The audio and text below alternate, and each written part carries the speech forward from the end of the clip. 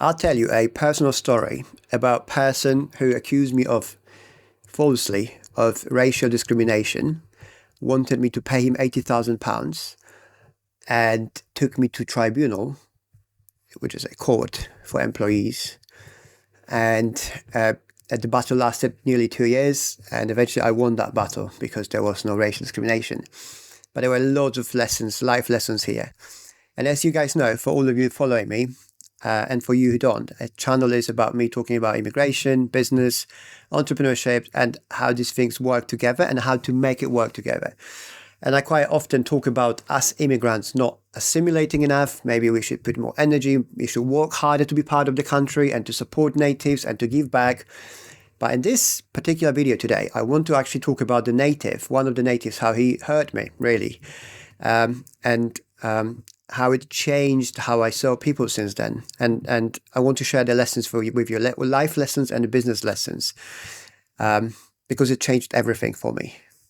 And just to mention, for all of you who haven't seen my previous videos, I'm very happy about being immigrant in the UK. I'm very grateful for to be allowed to be here. I was offered a lot of support from government, from people. I have nothing but good things to say about the country and people in the UK, at least across in my journey. But of course, there are some situations, and I want to talk about one of those where, it's like a bad apple or something, right? It happens everywhere, in every country, every culture. But basically, that person was one of my first employees in one of my businesses. And he was there to replace me, mainly doing some stuff which I couldn't do anymore if I wanted to grow the business, right? And I was fortunate enough to be able to afford to have an employee. So I hired a native British guy, white British guy, if that makes any difference. And he came from the recommendation, right? It was a particular niche where I was looking for. It's not easy to find experienced employees. So he came from somebody I knew. And apparently he had lots of experience, how I saw his CV. We never met in person. It's just like, yeah. I was very I trusted it's the right person. I just looked quickly on his CV, which is, by the way, the first mistake. Never, ever try hire people without first seeing them and talking to them. But that's probably for different lessons for different video. And it seems to be okay, right? So I hired him, and we put him on the 2 months probation. And probation is basically that it's a testing period where the employee can be dismissed pretty much any time, if something goes wrong. So in about 5-6 weeks in, I realized this is not the right person, right? And these previous 5 weeks, we've had a lot of work between two of us trying to figure out how we can make it forward, because there was lots of issues which anybody experienced enough on that position shouldn't have had, right? So I was looking for experienced person. He claimed his experience. Then over the next 5-6 weeks, it turns out it was not true.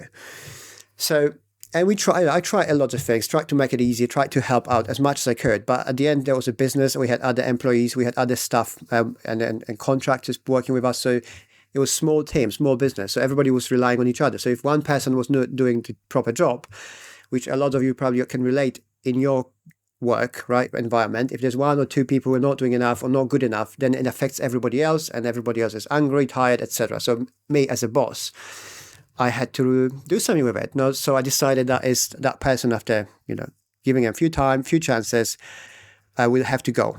I even done something like, I said, okay, let's just memorize some things for me. Just do this, memorize. And then we he couldn't even remember, or he didn't want to memorize things, right? Like very simple tasks. And he decided not to.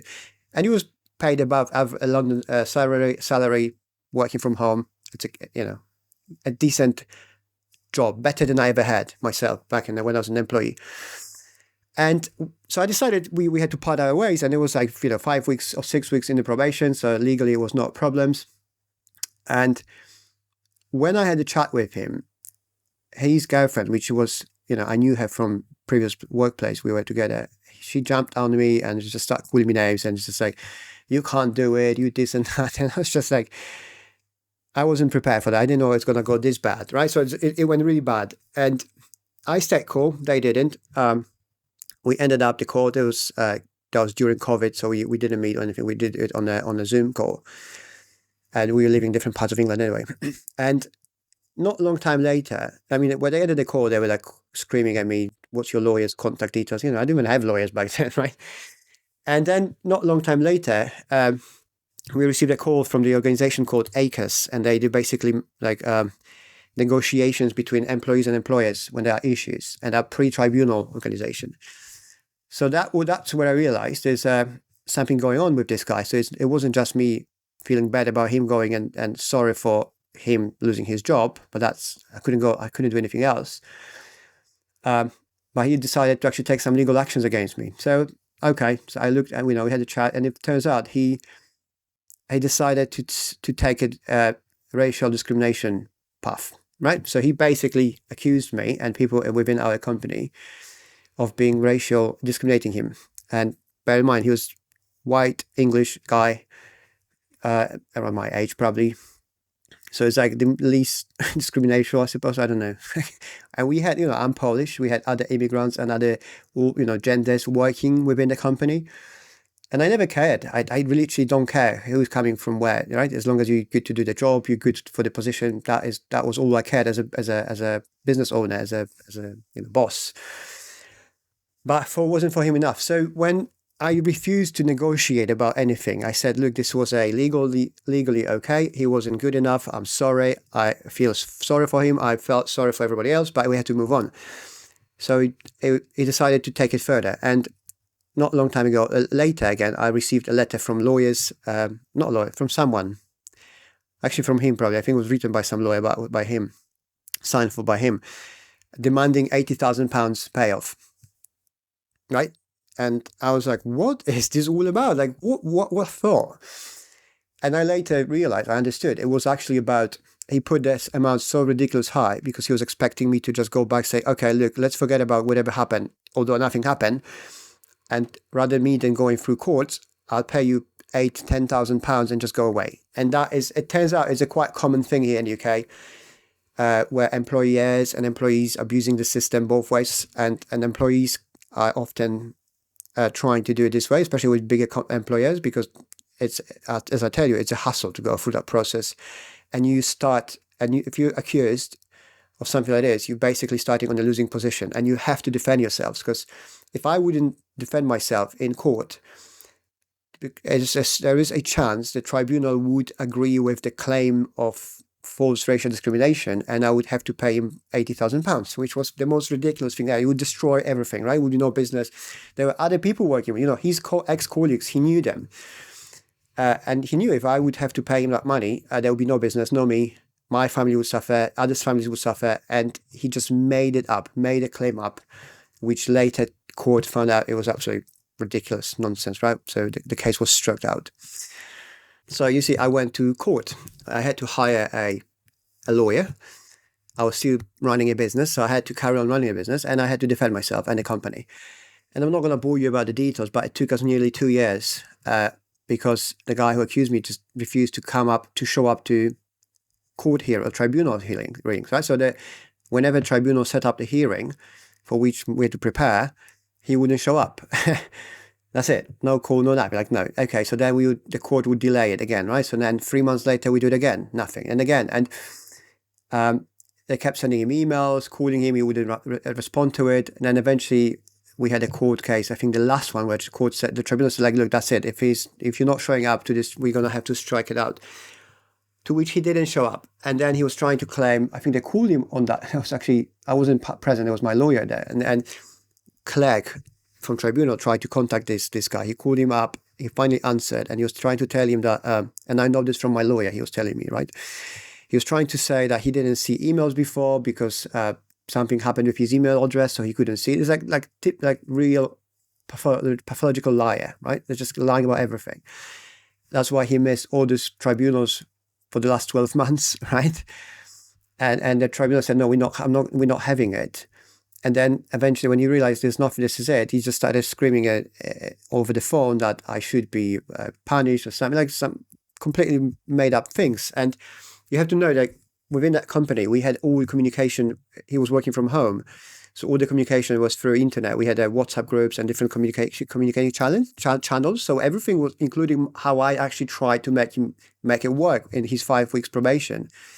Everything was there, archived. We have all saved conversations, how much I tried, what he did, what he was doing wrong, what he was not even trying to improve. All of it was like written on the paper. That's why I was so surprised when I saw his claim, because I was like, this is ridiculous. Like, we go to court and I'm just going to prove you wrong just because I show you what it was. It's in there in a chat, right? We never met in the office or anything. We never met in person, and he was still trying to do it. And you see, the problem is not only he was a liar and he was trying to extort money from me and the company, and that is okay. It's not good, right? But it's like, I see it. But he wasn't concerned about the wellness of anyone else. It was just about him. He wanted to destroy me because I decided he's not good at the position I was, looking for somebody to work with. And never said anything, never did anything wrong. So he was still ready to just go to court just to prove that he will destroy me and just accuse me falsely of being a racist, basically. And again, it was like immigrant company run with and for immigrants, with natives, immigrants, all of us, right? There was like lots of different people with different backgrounds. And when this happened, when the tribunal decided that's it, like, we're not having anymore, and they stroked the case, and my lawyer was referring it to me after, I was like, okay, so it's finally over. Yes, you're going to receive the document from tribunal. It's over. It was made public, right? So you can go public and you can find it, and it's there.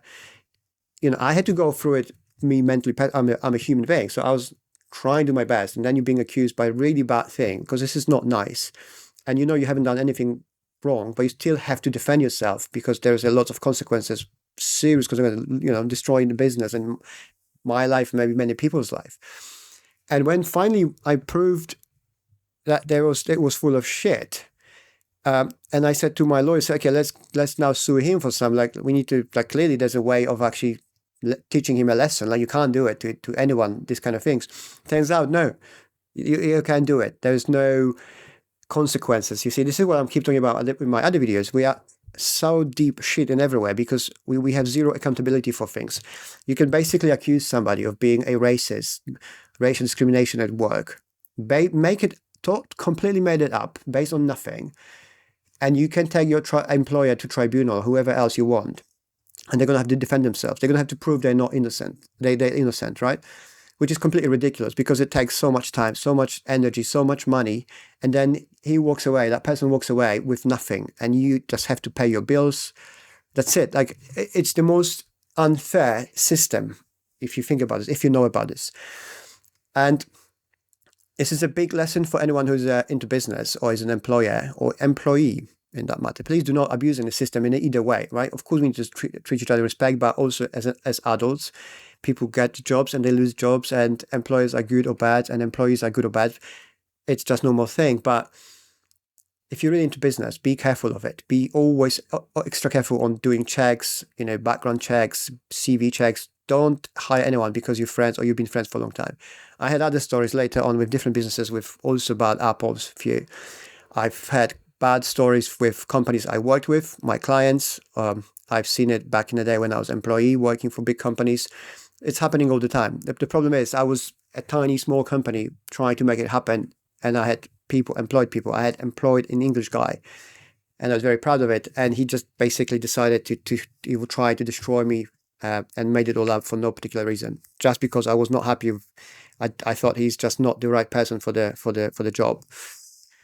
So that was the story. There is a lot of stories like that out there. Like I said, I have real, like 99% of people I met, natives in the UK, they were all great. Some were less, but most of them are just okay. So just be mindful of that. And if you're a native, maybe even not even if you're native, like if you're anyone, please don't use that racist card. It's just, everybody keeps talking racist, this, racist, that. It's lost all its meaning. Like, it doesn't mean anything, but really nothing, right? It's just this is how ridiculous it became, because people keep saying this word, calling this on the internet, in the media, and it's just like, what does it even mean? like, how does it racism works? Like, you know, if I'm thinking about it, if I'm a white bloke guy and there's another white bloke guy, he's English, I'm Polish, and he's taking me to court based on racial discrimination, it's like, in my opinion, there shouldn't be a case. Like, what do you mean racist? What's the racial discrimination? You're the same. Like, what? Right? But it was all made up, and it's just like, yeah, let's go. Let's have the hearing. So that was bad, and I'll never forget that. That is a big lesson for me. That's the best. That's the worst type of native I met in my career, journey as an immigrant in the UK, and it was a nasty one.